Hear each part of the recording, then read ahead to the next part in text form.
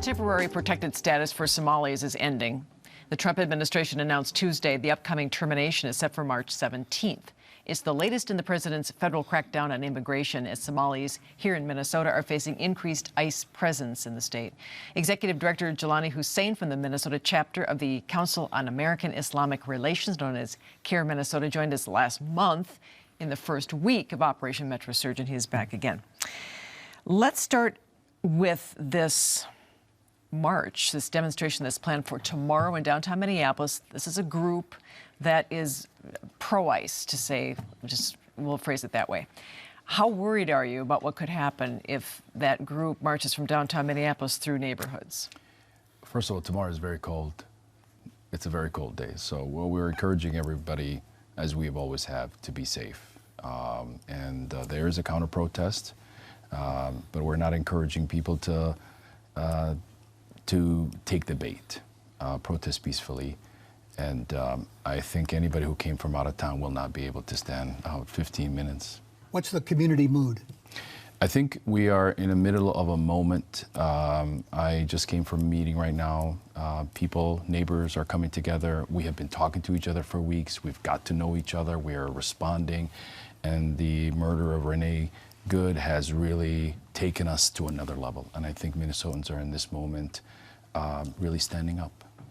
I'm wondering here, could you tell folks who are not familiar with temporary protected status, what is it and how many people would it affect here in Minnesota? So the numbers have always fluctuated.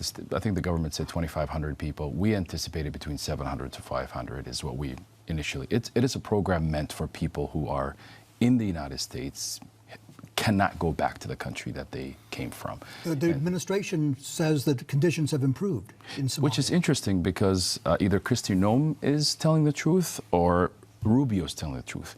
Because the Secretary of State website says Somalia is in Category 4, do not travel. Kristi Noem says it has improved. One of them is telling the truth, one of them is lying. The one who has not changed is telling the truth, which is the Secretary of State's website. So Americans are not considered and are told to travel.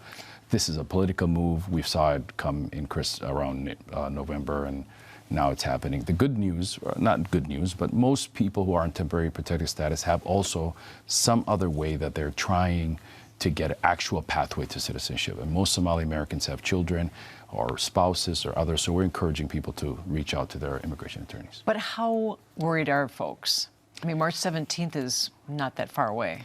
It's upheaving for some. Some are going to have a really difficult time. Others are going to rely on their existing pathways that they've already been working on under the TPS.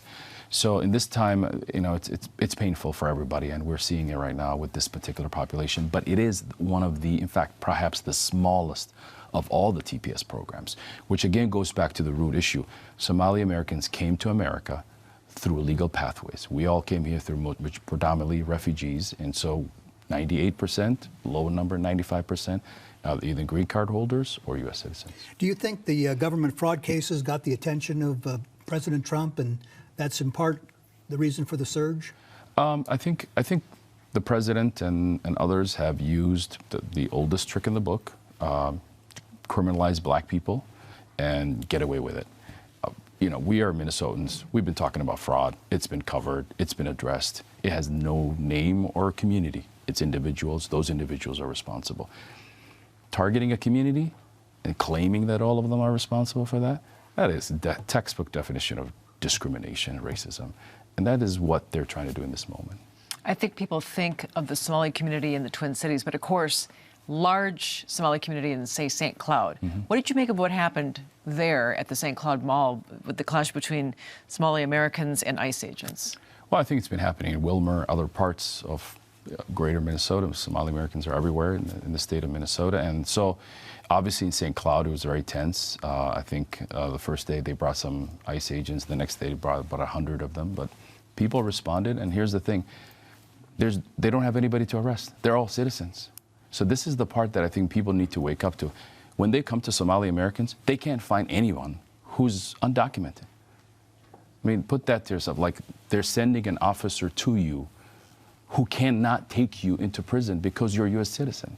That is the reality. And that crowd that was standing there were brave Somalis, because they themselves, at any moment, if they were captured by ICE, would be released but within hours, because they're all citizens. And now we've seen a pattern where they're targeting lawful refugees. And that's what they did in St. Cloud and other places. And we're working to address that. And they're also denying, saying, oh, we're not picking up refugees. But that's what they're doing. So it's just the reality of what's happening right now. And that is why people need to wake up. They are not enforcing immigration. They are targeting community. They are literally creating havoc in our streets. Appreciate you coming over. Thanks very much. Thank you for having me. Take care. Absolutely. Thanks.